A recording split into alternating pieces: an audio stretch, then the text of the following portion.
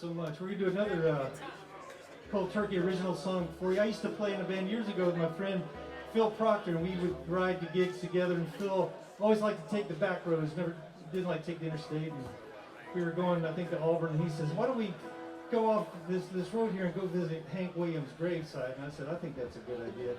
So I got a guitar out of his trunk and stood by Hank Williams' grave and had my picture made with a guitar. And for some reason, when I got back in the car, I got back in the front seat with the guitar in my hand instead of putting the guitar back in the seat. So we're driving down the road with the guitar in my hand after visiting Hank Williams' grave, and I looked at Phil. I said, Phil, we should write a song, right? We just went to Hank Williams' grave.